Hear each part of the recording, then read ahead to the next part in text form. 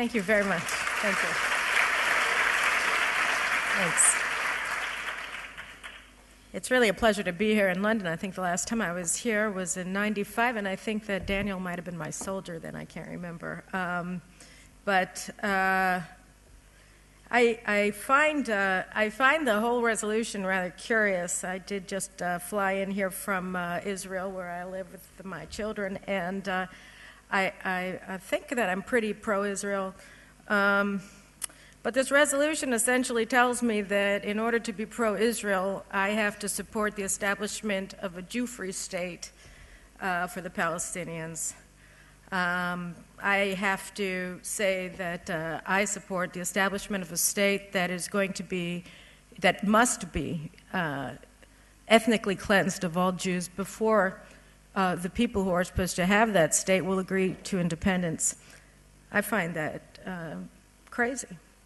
The presence of Jews in Judea and Samaria, the west bank of the Jordan River, has nothing to do with prospects for peace or lack of prospects for peace. Israel has 2 peace agreements with 2 neighboring Arab states that have been respected. The one with Egypt for nearly 30 years, the one with Jordan since it was signed in 1994. And we signed 6 agreements with the Palestinians, with the PLO, all 6 of which they have been in material breach of since the very beginning.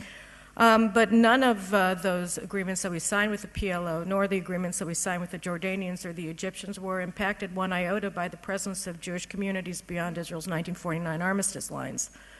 Not one of them was contingent on the absence of those communities, and nobody made that a condition for negotiating with the Jewish state or for recognizing it.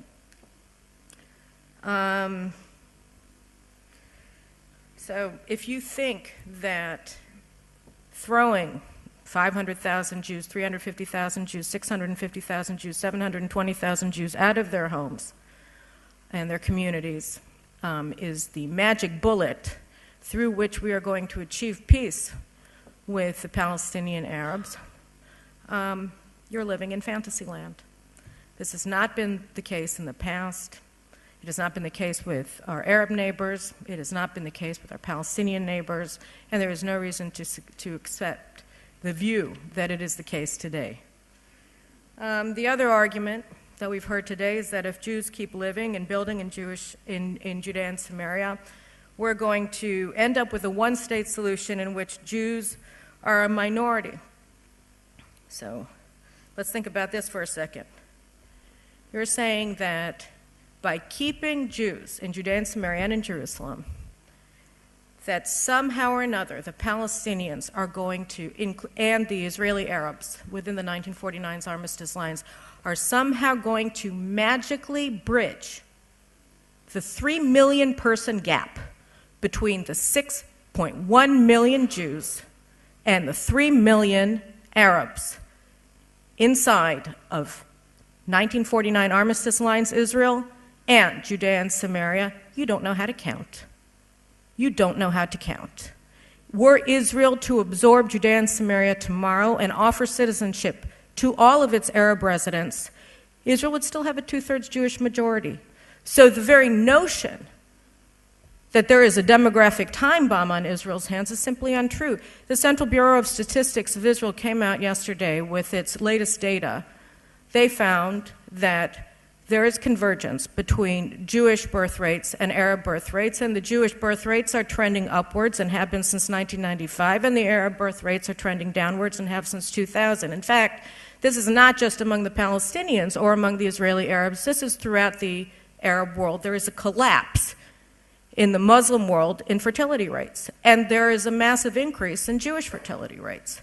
Israel has 3 children per woman among Jews, and it has 3.5 children per woman among Muslims inside a pre-1949 armistice lines Israel, and 3.2 children per woman in Judea and Samaria among the Arab population in the area. So that the whole trend of the demographic model is completely the opposite of what all of these experts on Israel's demographic dire circumstances would have us all believe.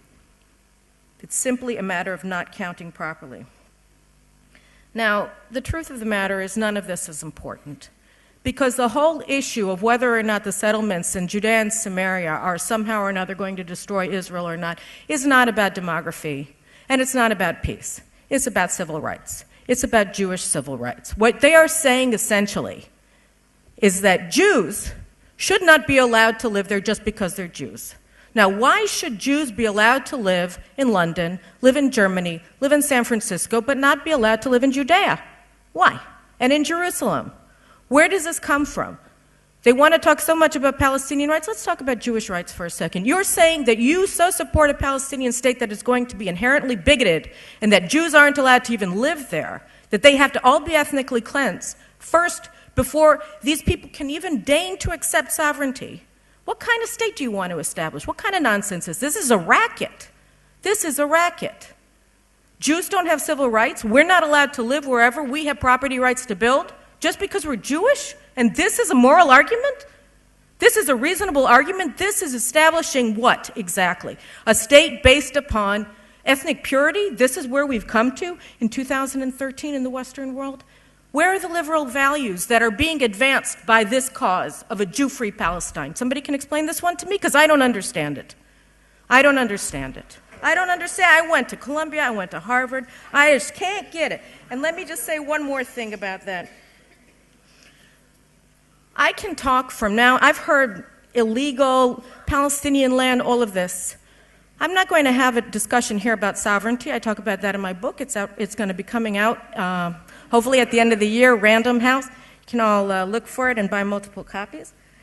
But if we want to, we can talk about Israel's national rights and our legal rights to these areas. They are very strong, and in fact, they're incontrovertible under international law. But we're talking about civil rights. We're talking about civil rights. And it's not simply that it's morally repugnant to tell Jews that we're not allowed to live anywhere we want to and buy property anywhere that will be sold it. It's also true that this is a failed proposition. It's been tried twice, and it's failed twice. The British tried it. You tried it in 1939 and in 1940 with the White Paper and the subsequent acts of Parliament that denied Jews the right to buy land in the vast majority of the Palestinian mandate that the British government was legally bound by the mandate of the League of Nations to allow close Jewish settlement of throughout. You abrogated that right in material breach of the mandate of the League of Nations in 1939 and in 1940. And how did that work out? It was done at the time in May 1939 in order to appease the Palestinian Arabs, who at that point were allied with the Nazis and were conducting a terrorist war not only against the Jews of the Palestine Mandate, but against the British mandatory authorities. And in an attempt to appease Haj Amin al-Husseini, who by that time was in Baghdad stirring up a pro-Nazi coup d'etat that took place in 1941, the British said that the Jews have no national rights, and we actually didn't mean that we supported the establishment of a Jewish state when we said we did in 1917 in the Balfour Declaration. Whoops. And you know what happened? You know what happened? There was a pro-Nazi coup in Iraq, and Britain, that was pinned down in Libya, had to go and invade Iraq in order to take it down. And then they had to invade Iran, because in Iran you had preachers in the mosque saying, hey, Hitler is the second coming of Muhammad. And that's what they did. And this is what they got for appeasement. They got King Farouk in Egypt supporting the Nazis. They got the Iraqis supporting the Nazis. They got a Nazi party in Syria.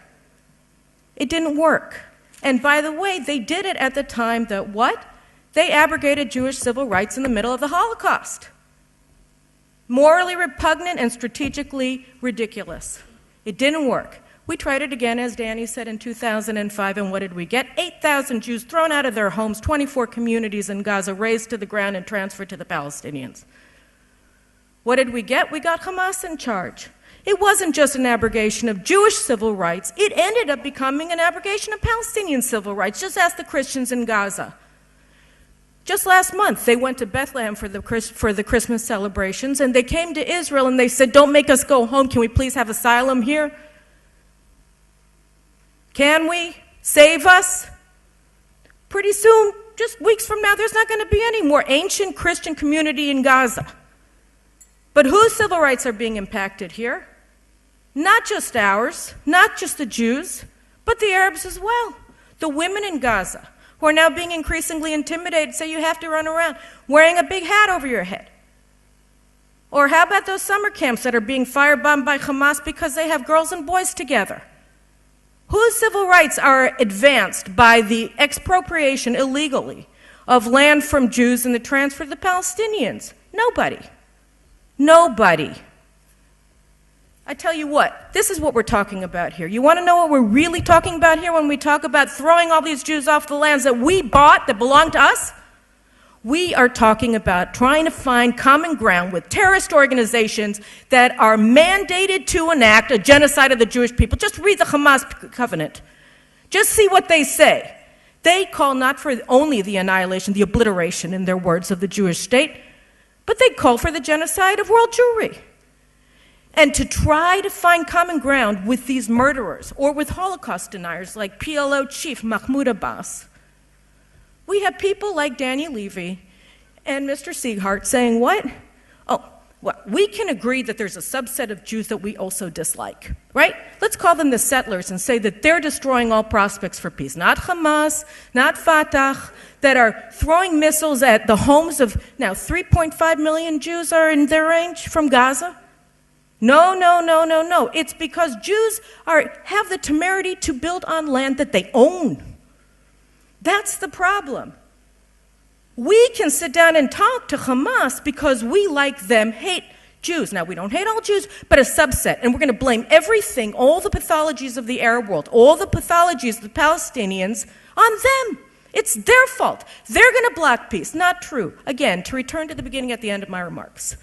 Israel has 2 peace treaties, one with Jordan, one with Egypt, that are just fine, thank you very much for asking, and they were signed, sealed, and delivered and maintained while Israel was expanding the Jewish presence in Judea and Samaria and Gaza. We signed 6 agreements with the PLO, again, none of which they've maintained or adhered to, but they were all signed while we were building in Judea and Samaria. How is it that suddenly this is the obstacle to peace? Because you can now find common ground when you all want to delegitimize Israel. Oh, we can all agree that we hate these specific Jews and they should all be thrown out of their houses. This is a moral atrocity. It is morally reprehensible. It is strategically idiotic. And this resolution should be opposed by all of you unanimously. Thank you very much.